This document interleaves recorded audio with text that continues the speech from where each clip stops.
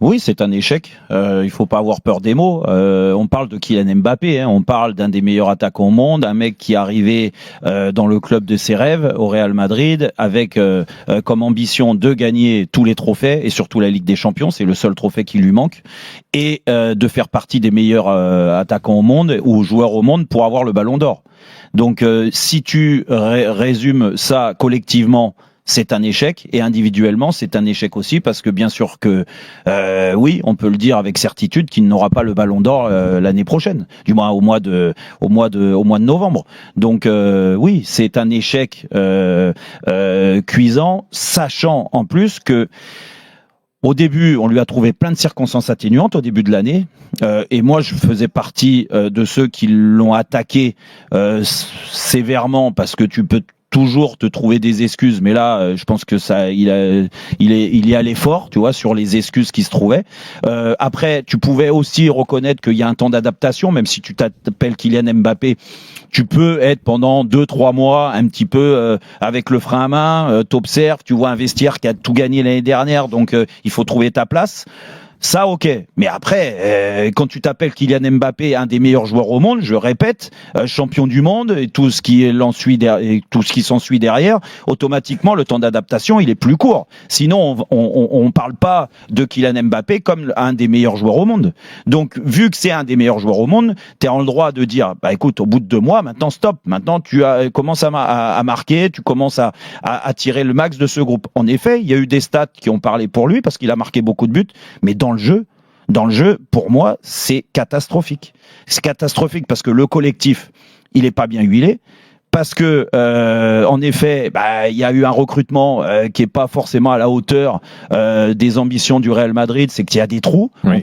On parle souvent du milieu de terrain et tout ça, mais n'empêche que même si le milieu de terrain est plus faible que celui de l'année dernière et qu'ils n'ont pas compensé la retraite de Kroos, je suis désolé, tu dois mieux jouer, tu dois mieux t'entendre avec tes partenaires.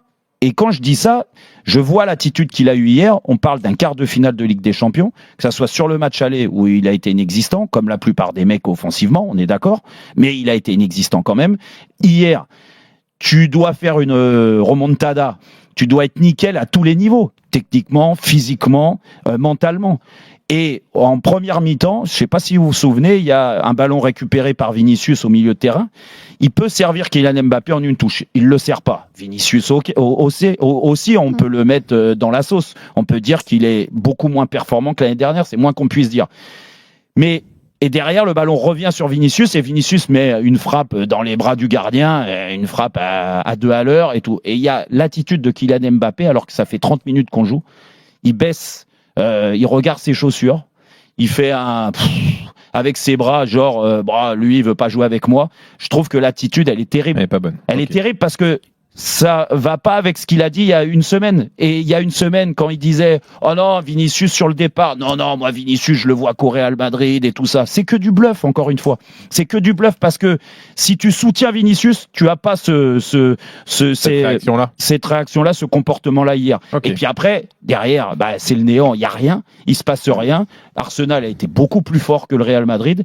Et surtout, il sort sur blessure. Donc, qu'est-ce que vous voulez que je vous dise? Ils vont pas être champions d'Espagne. Donc celui qui me dit que c'est ça, t'en sais rien. Oui, ils sont à 4 points. Bon, Madame Soleil. Ils sont à 4 points. Non mais d'accord, mais écoute, sinon on attend la fin et on fait un bilan complet. Écoute, mais bon, si tu me trouves que c'est une réussite, on peut pas dire qu'ils seront pas champions. Mais si tu me dis, Manu, je te laisse la parole. Oui, maintenant, si tu me dis que c'est pas un échec. C'est clair qu'aujourd'hui les hyènes sont lâchées, donc elles s'en donnent à cœur joie. Hein, tous ceux qui ont souhaité du mal et voir.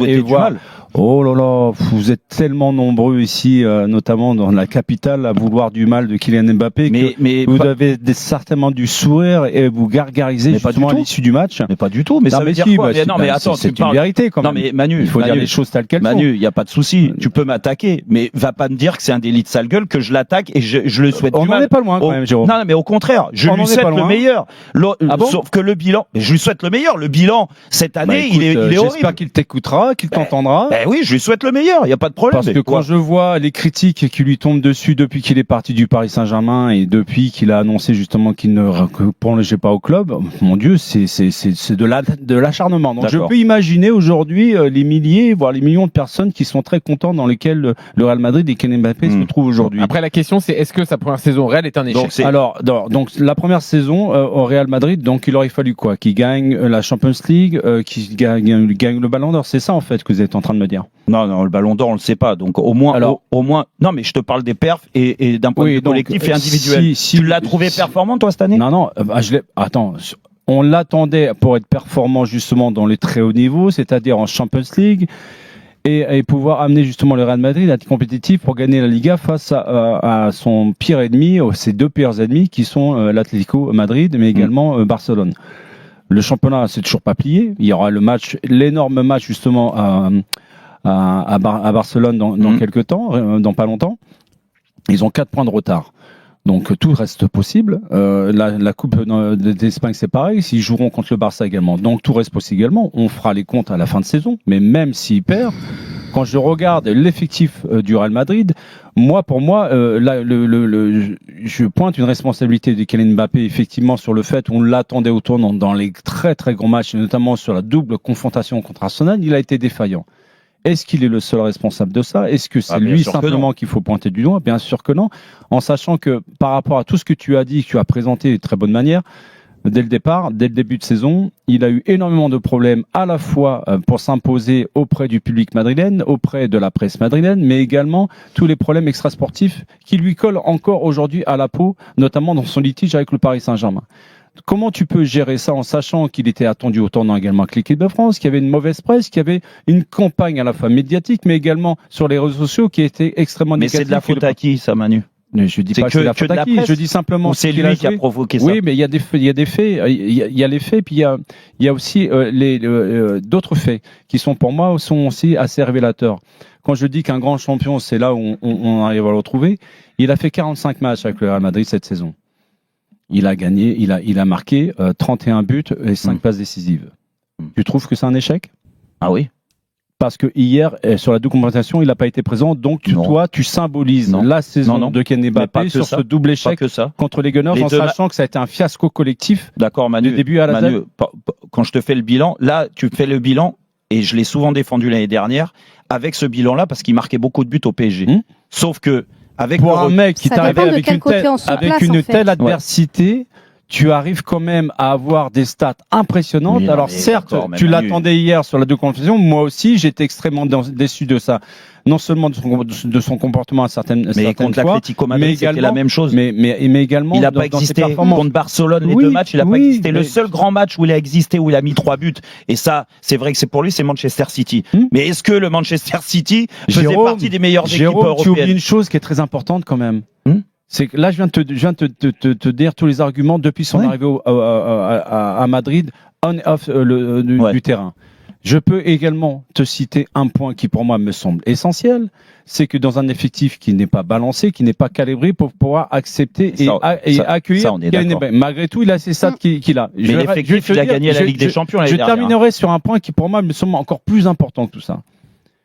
Il joue à un poste qui lui convient pas, malgré le fait qu'il a des stats impressionnantes. Le type n'est plus le même qu'Kylian Mbappé depuis qu'on l'a mis au niveau de l'attaque, dans la pointe de l'attaque. S'il pouvait retrouver justement ses vertus du côté,